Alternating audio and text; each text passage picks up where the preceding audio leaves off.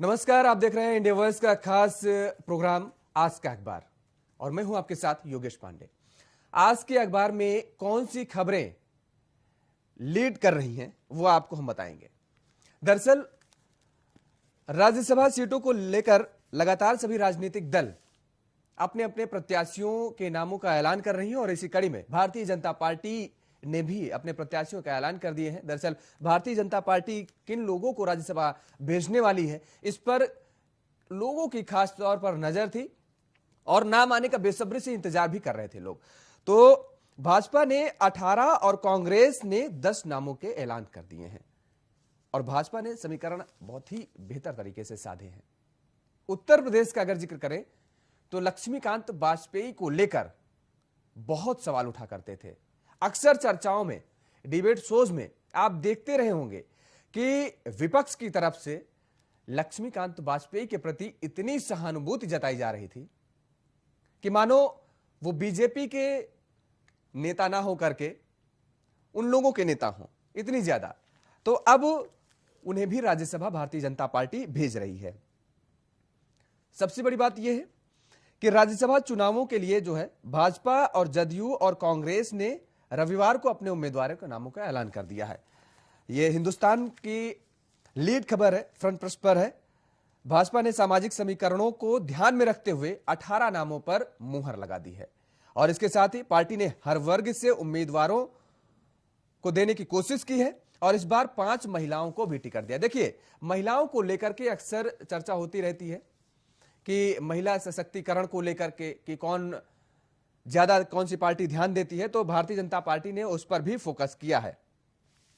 और इसके साथ ही नामांकन कल तक होंगे। उत्तर प्रदेश राज्यसभा के लिए कुल 31 सदस्य चुने जाते हैं, जिनमें से 11 सदस्यों का चुनाव हो रहा है और इसके लिए मतदान 10 जून को होगा। निर्वाचन आयोग के मुताबिक नामांकन दाखिल करने की आखिरी तारीख 31 मई है, जो कि कल, वो ये भी मैंने जो बताया। 1 जून को नामांकन पत्रों की जांच होगी और 3 जून तक नाम वापस लिए जा सकते हैं। जिसको नाम वापस लेना हो वो 3 जून तक नाम वापस ले सकता है। और सबसे बड़ी बात एक और है यहां पर, देखिए, ये तो बीजेपी का हमने जिक्र किया। कांग्रेस का दामन छोड़ करके समाजवादी पार्टी के खाते से राज्यसभा तक पहुंच रहे कपिल सिब्बल को लेकर के तमाम सारे सवाल उठ रहे थे और भारतीय जनता पार्टी के नेताओं की तरफ से भी और इसके साथ ही साथ दबी जुबान से समाजवादी पार्टी के नेताओं की तरफ से भी कहीं ना कहीं यह कहा जा रहा था कि कपिल सिब्बल को क्यों भेजा जा रहा है। समाजवादी पार्टी का कोई नेता हो सकता था, जमीनी स्तर का, उसे भेजा जा सकता था। और इसके साथ ही कपिल सिब्बल ने जानकारी जब दी कि कांग्रेस का उन्होंने दामन तो पहले ही छोड़ दिया था और वो अब समाजवादी पार्टी के सहयोग से निर्दलीय राज्यसभा का रुख कर रहे हैं, समाजवादी पार्टी समर्थन कर रही है। तो ऐसे में कांग्रेस की तरफ से भी कपिल सिब्बल पर बहुत सारे हमले किए जा रहे हैं। तो कपिल सिब्बल एक साक्षात्कार में उन्होंने कहा है कि दरअसल लोकतंत्र जैसी मुखर आवाजें उठनी चाहिए, ये कपिल सिब्बल ने कही है, वे उठ नहीं रही हैं और इसकी वजह से संविधान की 10वीं अनुसूची है, जिससे पार्टी व्हिप के खिलाफ सांसद ना बोल सकता है और ना ही वोट कर सकता है। देखिए, कपिल सिब्बल को लेकर के जो चीजें कही जा, कपिल सिब्बल एक बहुत बड़े वकील हैं, उनको लेकर के कहा यह जाता रहा है अभी तक कि कपिल सिब्बल को इसलिए भेजा जा रहा है ताकि जब जांच वगैरह होती है तो आप जानते ही होंगे बहुत अच्छे से कि भ्रष्टाचार के आरोप नेताओं पर लगते ही रहते हैं और उसी को लेकर के यह कहा जा रहा है कि दरअसल उन सारे मामलों पर मट्टी डालने के लिए, यानी बचाने के लिए, कहें कि जेल से बचने के लिए, जेल जाने से बचने के लिए यह एक बहुत बढ़िया तरीका है कि वकीलों को राज्यसभा भेज दीजिए और जैसी भी मदद हो सकेगी वो लोग आपकी करेंगे। कपिल सिब्बल नामचीन वकील हैं, तो ऐसे में अब यह कहा जा रहा है कि समाजवादी पार्टी भी उनका सहयोग कर रही है और बदले में अपेक्षाएं तो रखती ही होगी, हर सभी पार्टियां रखती हैं। और उन्होंने कहा कि दरअसल पहले भी बात हो चुकी थी उनसे कि अगर कांग्रेस के खाते से वो जाना चाहेंगे तो समाजवादी पार्टी समर्थन करेगी। कांग्रेस के टिकट पर भी समर्थन का अखिलेश ने प्रस्ताव दिया था। ये कपिल सिब्बल ने यह बात कही है कि अगर कांग्रेस के खाते से, कांग्रेस के टिकट से भी वो जाते तो समाजवादी पार्टी उनका समर्थन करती। बात में कितनी सच्चाई है, कितनी दम है, ये तो अंदर की बातें हैं खैर, लेकिन जो उन्होंने कहा वो हमने आपको बता दिया। और जो उनका जो बयान सामने आया वो यही है। तो अब सबसे बड़ी बात यह है कि कपिल सिब्बल ये कह रहे हैं कि भाई अंदर राज्यसभा के अंदर जाएंगे और वहां पर जो है जनता की आवाज को उठाएंगे, लोकतंत्र को मजबूत करेंगे। अभी तक भी वो मजबूत करते रहे हैं लगातार। तीसरी एक बड़ी खबर और है, ये लखनऊ से ही है। दरअसल कल जो है भारतीय जनता पार्टी कार्यसमिति की एक बैठक हुई, एक दिवसीय बैठक थी। बैठक में मुख्यमंत्री योगी आदित्यनाथ खुद मौजूद रहे और भारतीय जनता पार्टी के विधायक और सांसद भी इस बैठक में मौजूद रहे। तमाम सारे दिग्गज नेता इस बैठक में मौजूद रहे। मुख्यमंत्री ने 2024 में प्रधानमंत्री नरेंद्र मोदी को एक बार फिर से प्रधानमंत्री की कुर्सी तक पहुंचाने का आह्वान किया है। कल मंथन हुआ तमाम सारे मुद्दों को लेकर के, पार्टी के अंदरूनी मामलों को लेकर के मंथन हुआ, लेकिन जो फोकस रहा, जो उन्होंने कहा कि एक बार फिर से प्रधानमंत्री नरेंद्र मोदी को प्रधानमंत्री की कुर्सी पर पहुंचाना है 2024 के चुनावों में। और एक और बड़ा दावा किया है, 75 सीट जीतने का दावा किया है उत्तर प्रदेश से मुख्यमंत्री योगी आदित्यनाथ ने। और उसके लिए कह दिया है अपने पार्टी के नेताओं से कि अभी से कमर कसना शुरू कर दीजिए। ये कहा जाता रहा है हमेशा, और कहा जाता है कि भारतीय जनता पार्टी हमेशा चुनावी मूड में रहती है। कभी भी आप चुनाव कराइए, भारतीय जनता पार्टी चुनाव के लिए तैयार रहती है। वो अपने कार्यकर्ताओं में हमेशा समय समय पर ऊर्जा भरने का काम करती रहती है। और यही वजह है कि जो है अब 75 सीटों का दावा किया जा रहा है। उत्तर प्रदेश में 80 सीटें हैं लोकसभा की, 75 सीटें भारतीय जनता पार्टी जीतेगी तो 5 सीटों में अन्य सभी राजनीतिक दल जीतेंगे। ये हम नहीं कह रहे हैं, ये बीजेपी कह रहे हैं, यानी उत्तर प्रदेश के मुख्यमंत्री योगी आदित्यनाथ कह रहे हैं। और इसके साथ ही उन्होंने ये बात पदाधिकारियों के, पार्टी के पदाधिकारियों और कार्यकर्ताओं के सामने रखी है और उन्होंने कहा है कि इसके लिए अभी से काम पर लग जाना होगा, इस लक्ष्य के साथ आगे बढ़ना होगा। और समिति के उद्घाटन सत्र में ये संबोधन के दौरान मुख्यमंत्री योगी आदित्यनाथ ने कही है बातें। तो सबसे बड़ी बात यह है कि लोकसभा चुनाव को लेकर के जहां सभी राजनीतिक दल तैयारियों में लगे हैं, तो वहीं भारतीय जनता पार्टी अभी से ही एक्टिव मोड पर नजर आ रही है। चौथी खबर का हम रुख करेंगे इनकम टैक्स का। आप अक्सर सुनते होंगे कि इनकम टैक्स को लेकर के छापेमारी की जा रही है, रेड पड़ गई, घर में छापेमारी हो गई, दफ्तरों में, प्रतिष्ठानों में छापेमारी की गई, जो लोग नहीं जमा करते हैं या उसमें घालमेल करते हैं। इसको लेकर के एक और बड़ी खबर है। दरअसल अभी 7 राज्य ऐसे हैं जो कि विधायकों का इनकम टैक्स सरकार भरती है।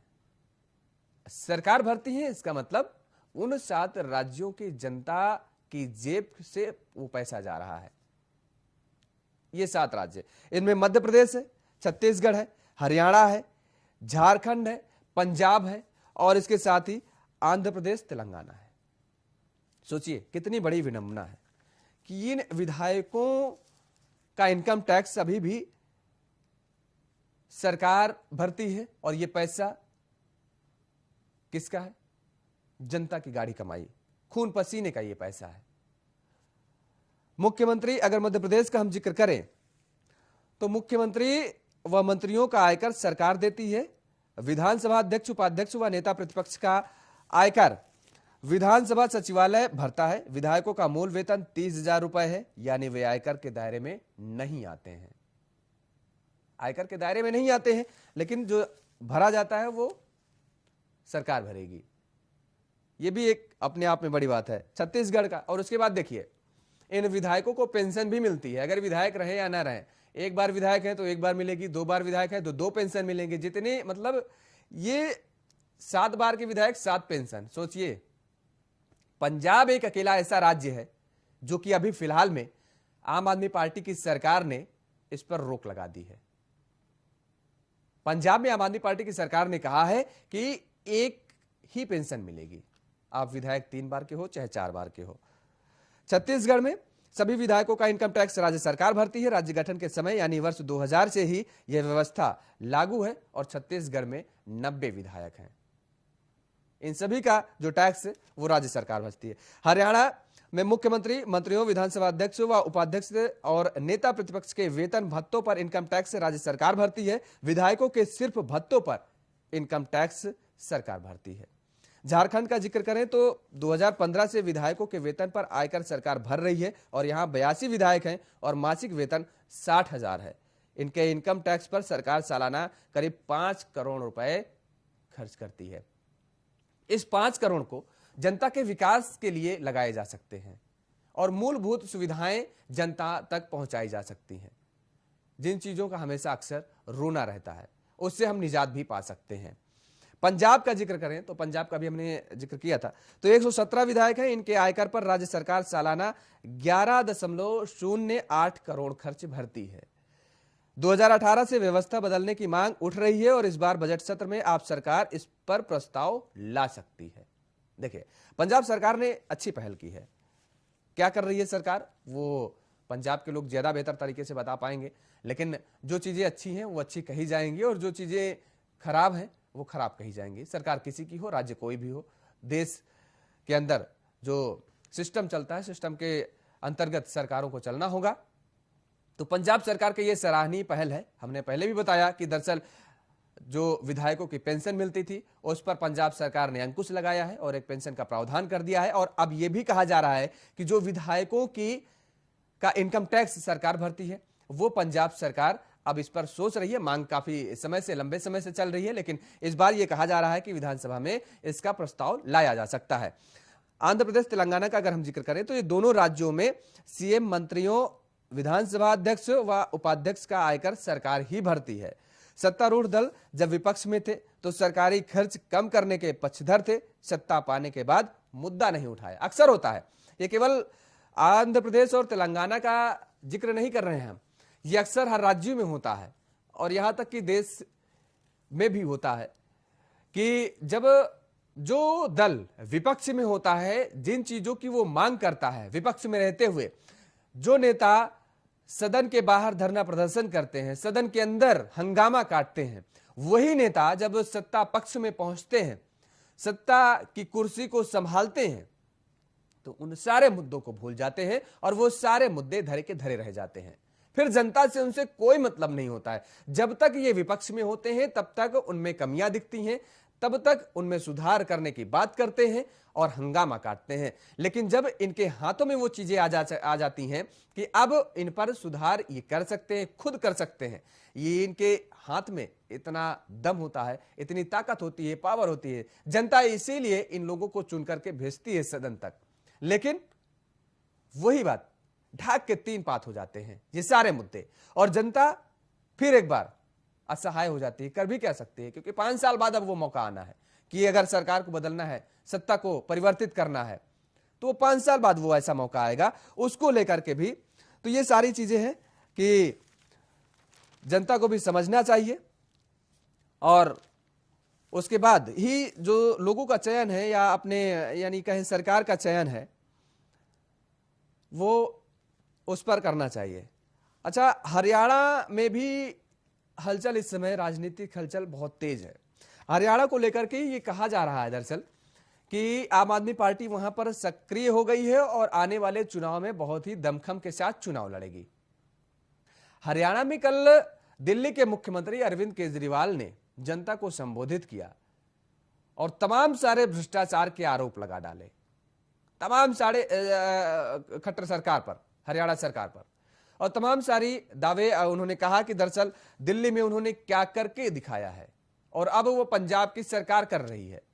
उन्होंने कहा कि 12 लाख लोगों को उन्होंने नौकरियां दी हैं, रोजगार दिए हैं और सबसे बड़ा मुद्दा ये रोजगार का होता है।